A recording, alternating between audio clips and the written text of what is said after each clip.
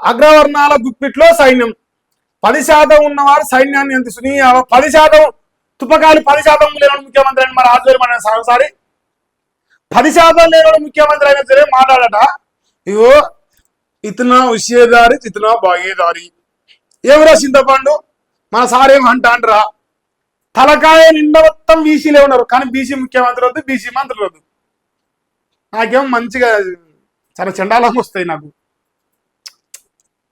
ఎన్నికల ప్రచారంలో రాహుల్ ఖాన్ వివాదాస్పద వ్యాఖ్యలు, గతంలోను సైన్యంపై వ్యాఖ్యలు, సుప్రీం శివార్లు పెట్టింది అయినా సిగ్గొత్తలేదు రాదు కూడా, మోదీది నకిలీ డిగ్రీ మనది నకిలీ నాకేమో వచ్చింది నాకు అస్సలు ఆగవు పుట్నాలు వచ్చినట్టు వస్తాయి కానీ బాధపడతారు మనకి కేసులు అయితే దాని ద్వారా.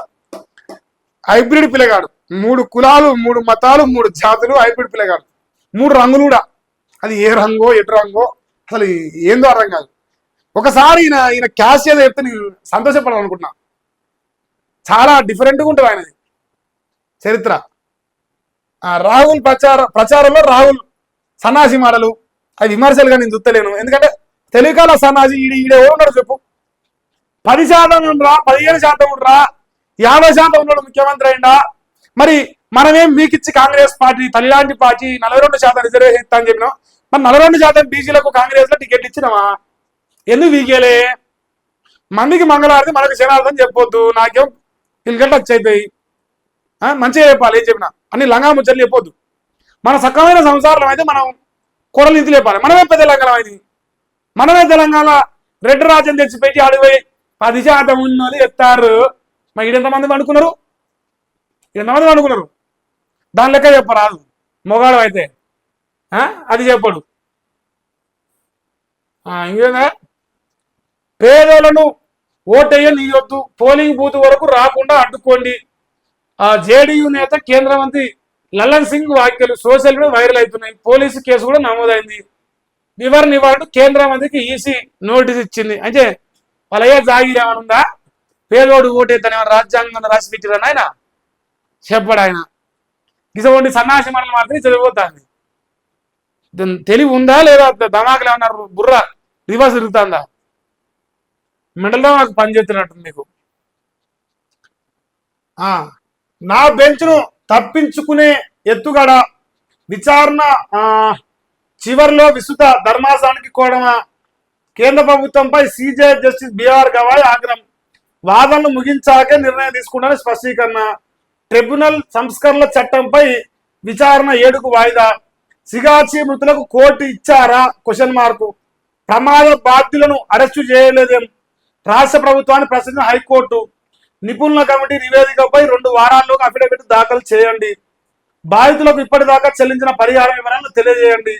సర్కారును ఆదేశించిన న్యాయస్థానం తదుపరి విచారణ 27కు వాయిదా. ఇంకో ఈయనేమో నా బెంచ్ను తప్పించుకునే ప్రయత్నం చేస్తారని ఈయన అంటాడు. మా హైకోర్టు గారు ఏమంటారంటే సిగాజీ పరిశ్రమలో ₹1 కోటి నజరానా లేదంటే ₹1 కోటి ఆర్థిక సాయం ఇచ్చిర్రా ఎంత ఇచ్చిర్రు ఎప్పుడు ఇచ్చిర్రు దాంట్లో ఎవడైతే దొంగ ఉండో వాడిని అరెస్ట్ చేసిర్రా వాని వివరాలు ఏంది అంత సాయిరాం బ్యాచ్ అయిపోయింది. ఏం లేదు ముచ్చట మన్ను కూడా లేదు చెప్పరు. ఇక మనం మునగాడు వివేక్ వెంకటస్వామి రాయవైది మొగాడా మునగాడా మరి నువ్వే అడవులకి వెళ్ళి వచ్చినావు మందిని ముంచి అడవులు ఏమన్నా ఉన్నాయా చెప్పు. మన అయ్యా గుడిసెలు వేసిండు సంపాదించిండు గుడిసెలతోనే సంపాదించిండు గుడిసెల కాక ఇప్పుడు మా గుడిసెలు వదులుతాను ఇప్పుడు ఇక్కడ కాక మరి మాట్లాడమైతే ₹1 కోటి నచ్చరనా మందిని ముంచి మన అయ్యా దండేలా సంపాదించి పెట్టిండు మనకు. దక్షిణ భారతదేశంలో మనం అతిపెద్ద సంపన్నం అంటారు ఎన్నో కానీ ఇస్తాడు. మరి ఏ రాదు ₹4 ఇస్తే సత్తావు ఈ ముందు నష్టం కాలా ఇయరు డైలాగ్ మాత్రం ఫుల్ చెప్తారు. బా ఎస్ఎల్బిసి సొరంగానికి టైగర్ రిజర్వ్ అడ్డంకి లేనట్టే. న్యూ ఆస్ట్రేలియన్ విధానంలో తవ్వకం వేసిరట్టు ఇది తెస్తారు హెలికాప్టర్కి వెళ్ళి ఎత్తారు. 4 మీటర్ల వరకే బ్లాస్టింగ్ వేవ్స్ పరిమితం. పని ప్రారంభించాకే అరటి ఏర్పాటుపై స్పష్టత. షీర్ జోన్ ఉంటే క్రాస్ సెక్షన్ చేసుకొని టన్నెల్ తవ్వకాన్ని పూర్తి చేసే దిశగా కసరత్తు.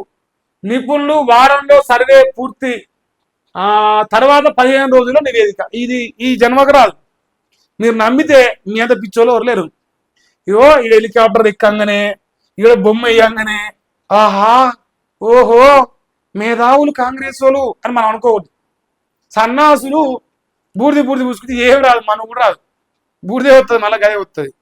అది తెలివి కసం అంటే మీరు వాళ్ళు నమ్మకుని తర్వాత అహం కాకురి. నేను కోరేది కాదు.